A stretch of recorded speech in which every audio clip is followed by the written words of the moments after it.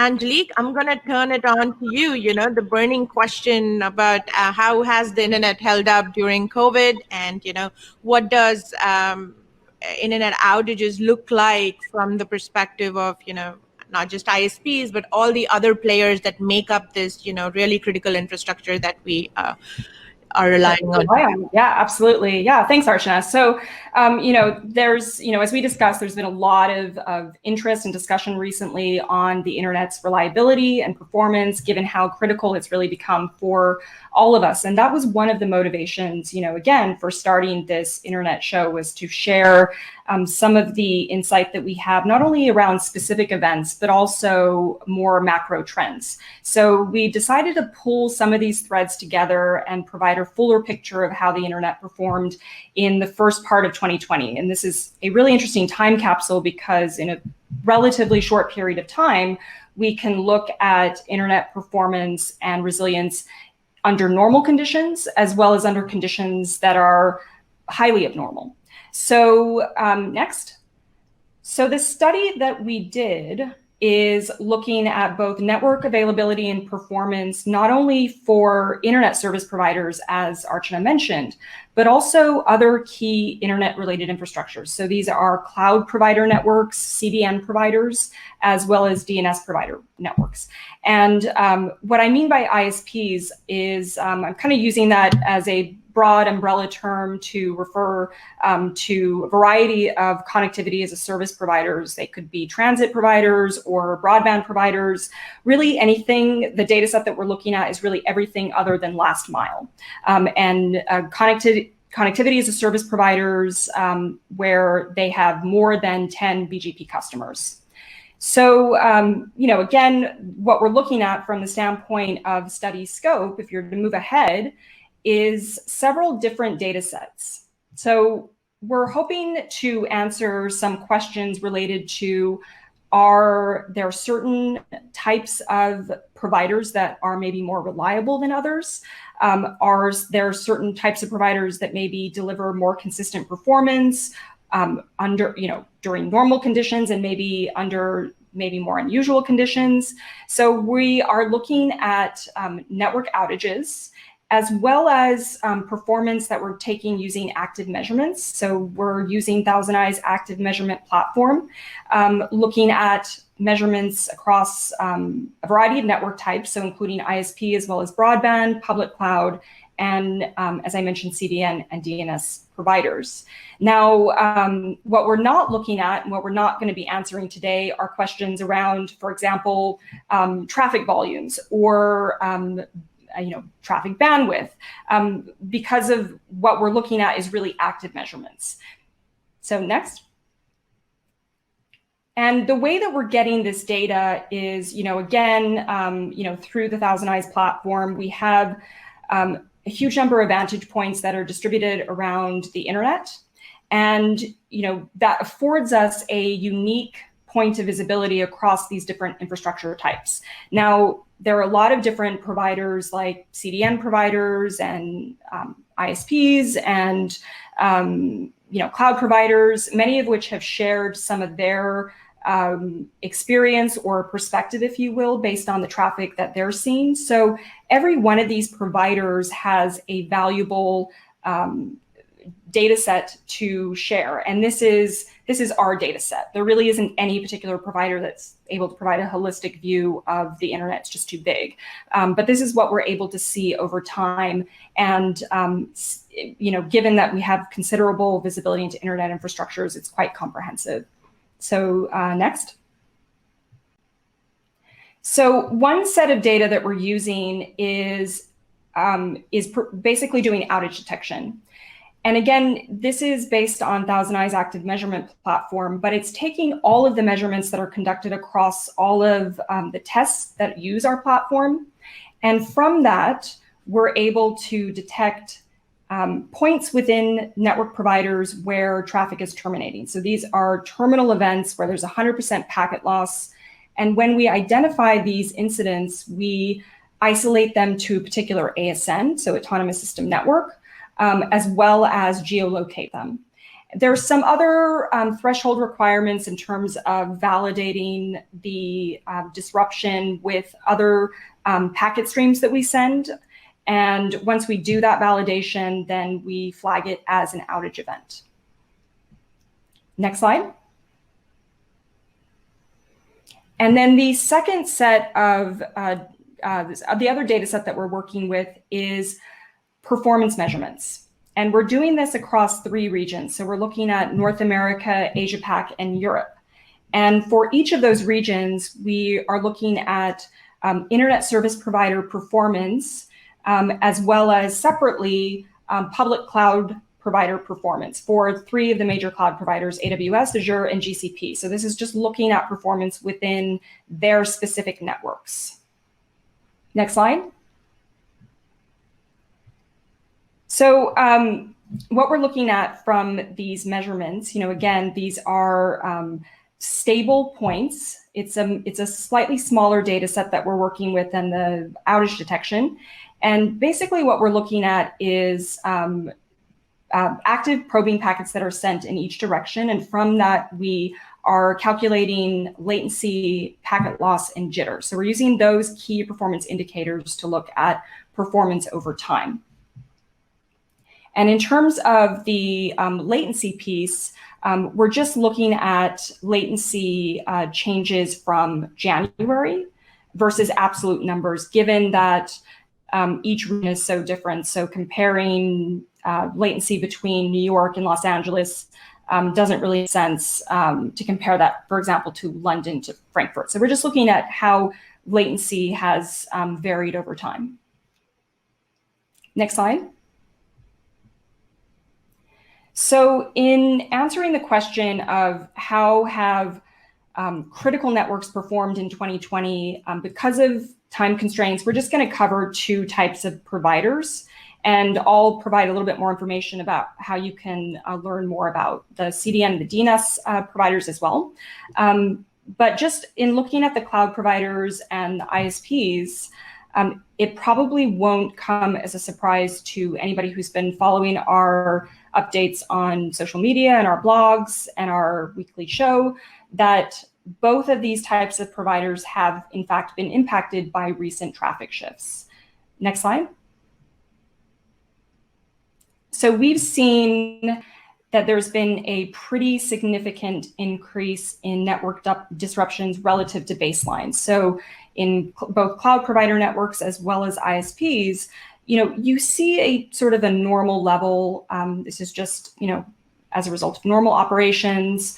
But then for both providers in March, we see a pretty significant increase across both of them. So that was something that was highly unusual. In the case of cloud providers, it seemed to have reduced somewhat over a couple of months, but then went back up in June. And for ISPs, after the peak spike that we saw in March, it started to go down, but still hasn't returned to more normal levels of disruption that we typically see in those networks.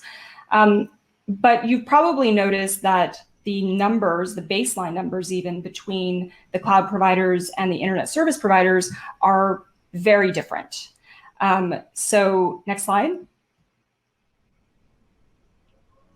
So we see far fewer levels of outages within cloud provider networks than we do in ISP networks. Next. And this is despite the fact that they run massive global networks and they're fairly evenly represented within our data set. So even taking that into consideration, we see that there's pretty significant difference. So they have relatively few outages in relation to the amount of infrastructure that we're looking at and that they operate around the world. And that may or may not be surprising to folks. I think they certainly, they're not necessarily apples to apples in many ways because they run very different networks. They don't have, for example, the technical debt that maybe longstanding network operators do. They, in many cases, for some of the large providers, have built out purpose-built software-defined networks, and they're not as reliant necessarily on external third-party network vendors for feature rollouts or bug fixes. They're not as tethered to the underlying infrastructure, so that gives them more agility and the ability to innovate faster. So that's something, that was particularly interesting that we saw. And if that's not necessarily surprising to folks, what was somewhat surprising to us was when we did see an increase in disruption. So, or whether the disruptions were during normal periods versus during periods in which they were elevated, what we see across the board for the cloud providers' networks is that these disruptions don't necessarily impact users. Next slide. So we're looking here at just simply times of day during weekdays. So these are Monday through Friday. We're looking at across the various regions. Business hours are darker color, hours outside of business hours are lighter colors.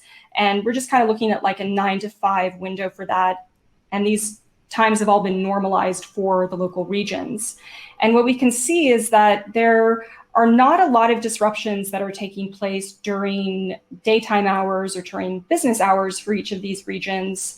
And, in particular, when we saw this really significant increase in March, a lot of those disruptions were taking place in periods of time that are normally associated with maybe maintenance windows. So in particular, you can see like in Asia Pac, for example, a lot of these outages were taking place very early in the morning, like 1 a.m., 2 a.m., 3 a.m.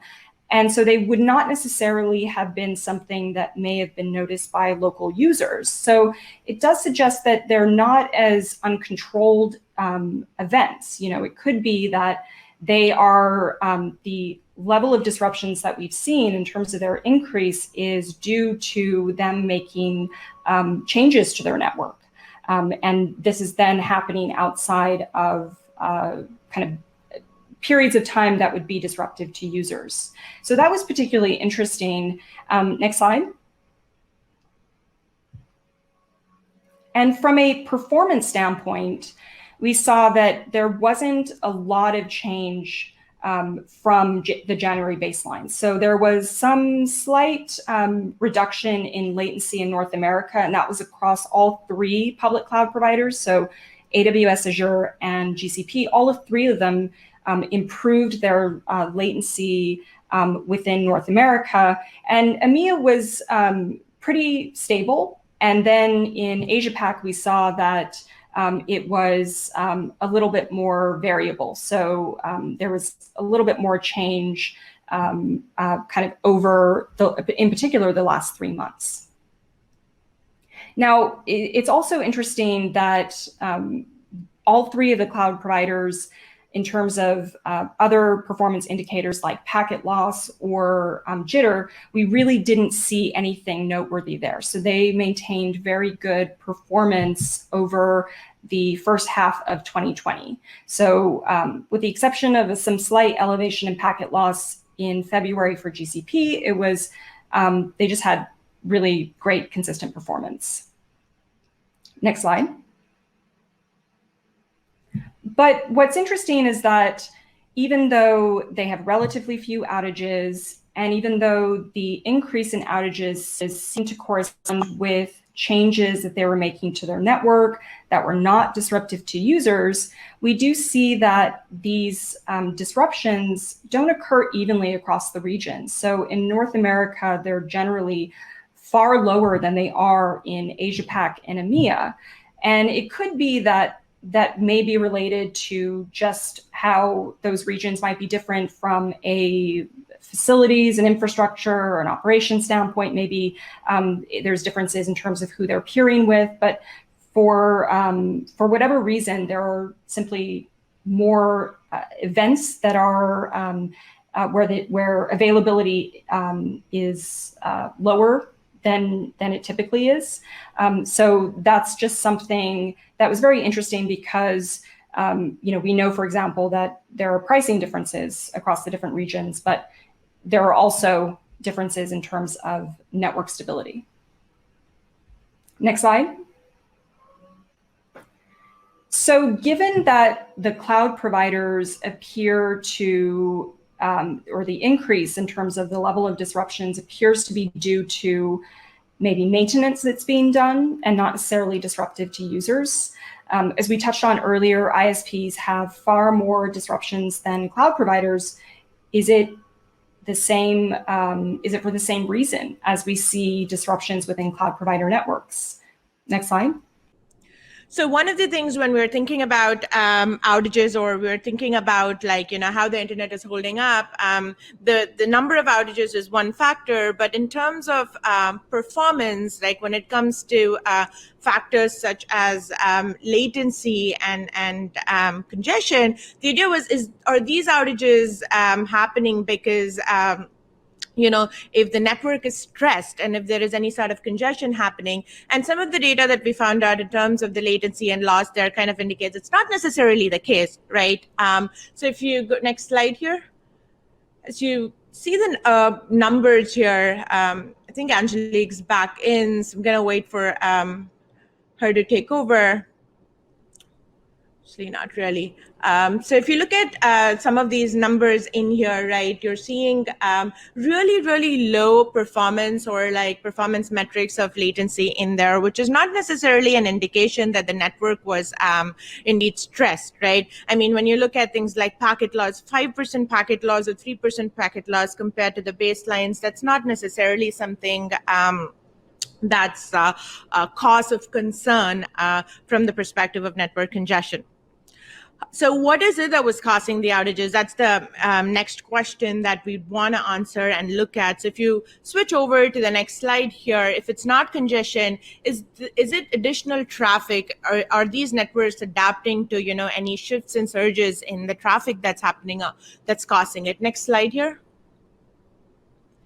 So if you're looking at some of the trends that we've been noticing in terms of the infrastructure, the amount of infrastructure that's been affected as a part of the outages that's been happening, the peaks and valleys here, especially the peaks, they coincide to some of the statewide shelter-in-place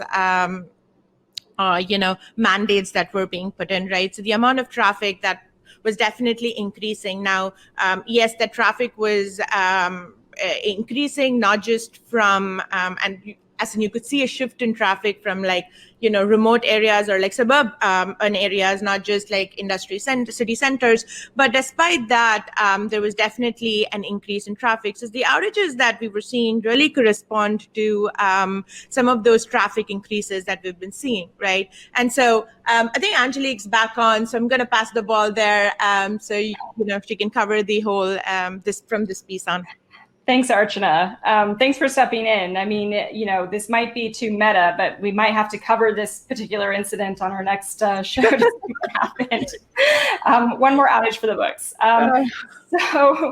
So as no doubt Archana mentioned, it doesn't appear that there was really any systemic network or performance degradation across the ISP networks that we're covering within the various regions. Overall, performance looked relatively good. And because of that, it doesn't appear that that's the root cause of the increase in disruptions. And these disruptions do coincide or did coincide with pretty significant shifts in traffic, whether that was, as we're looking at here in North America, statewide shelter-in-place orders, some of the first of which were issued in the latter part of March, as well as changes in traffic volume and service usage in terms of usage of upstream and downstream bandwidth, for example. So there was a lot of change that was happening even after the end of March period,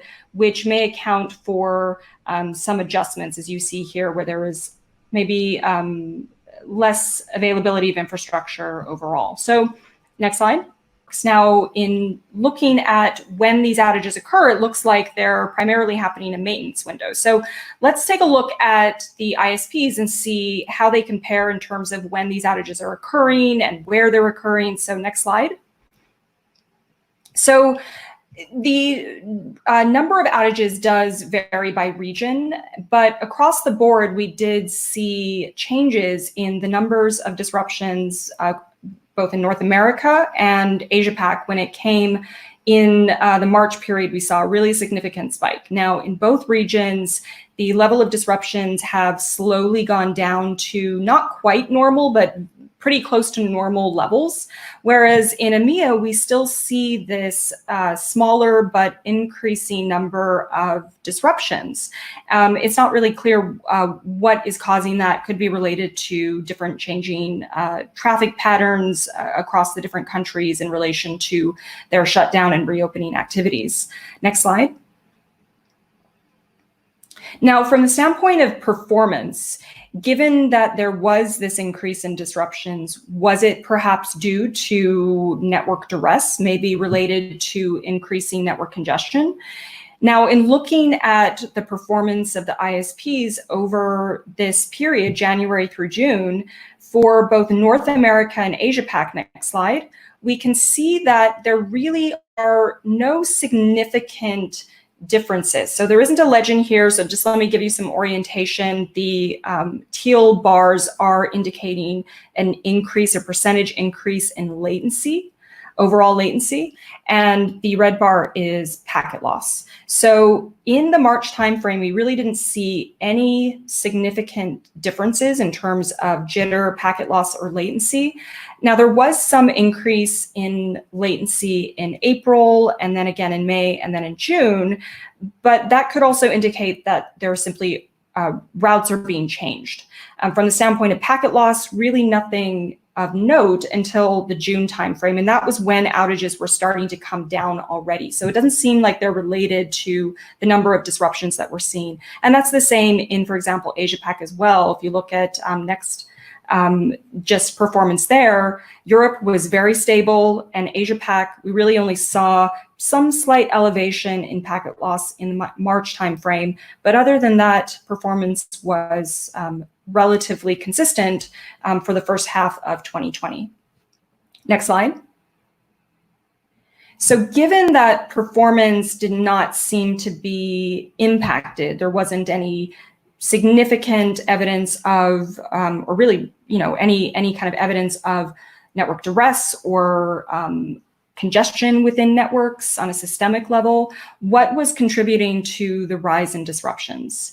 If we look at how those disruptions impacted availability over the last several months, we can see that the increasing levels of unavailability from an infrastructure standpoint do correspond with some very significant shifts. So in the latter part of March, where we had in the United States, so we're just looking at North America now, we had shutdown orders in some of the largest states initially, California and New York, and then that was subsequently followed by others. Now, over the next couple of months, as reported by both ISPs as well as exchange providers and even CDN providers, there was still significant shift of traffic in terms of types of services that were being used. So for example, using more video conferencing, that was changing the amount of upstream, downstream bandwidth, for example, that was being consumed, as well as just in terms of the overall usage of the internet that was simply going up. So it may be that there were some adjustments being made by the network operators to accommodate these changes. Next slide. And staying on North America for a moment, we do see evidence of that in the nature of the outages themselves. So not only were there more outages, but the outages were much bigger, they were lasting longer, and they often were spread out over a wider geographic area. So they involved more cities. So, we saw, for example, that in North America, the average number of interfaces involved in outages in, for example, February was around 7. And in March, that shot up to, on average, about 40 interfaces per outage. Now you can see here, this is an example of a transit provider that was having a really significant outage that involved hundreds of interfaces, and these outages were taking place for long periods of time, 30, 40, sometimes even longer than that. And oftentimes these would be periodic. So the breadth of these outages, their scope, are not indicative of congestion. They really point to something that's gone wrong in terms of the control plane. And so because of that, it's likely that it was something that was done by the network operator, either or to make a service change, and it either intentionally brought the network down or unintentionally. Next slide. But, as what we saw with the cloud providers, it's not so much that there are more outages or that the outages are, for example, severe. They involve a lot of infrastructure. The more important piece to look at is, when are the outages occurring? Are they happening at a period of time where they would be very disruptive to businesses, or are they happening off hours, maybe during periods which are more indicative of maintenance? Next slide. So in looking region by region, we can see that, for example, North America, most of the disruptions, the kind of the pattern of disruption tends to weight towards off hours. So periods of time outside of business hours. Now in North America, we're looking at a window of time that's 9 to 5 Eastern time. But you can kind of, if you're on the West Coast, you can kind of mentally slide that over. But we can see that this pattern exists in January and February. The darker colors are business hours. And then as outages dramatically increase, and as the data set that we're looking at gets bigger, we can see this pattern is even more pronounced in March, for example, where most of the outages are taking place in those kind of latter hours of the day or in the early hours of the morning. So it seems like these are more intentional, just as we saw with cloud providers. Next slide. Now we see something very different in EMEA. Most of the outage peaks tend to take place in the late afternoon.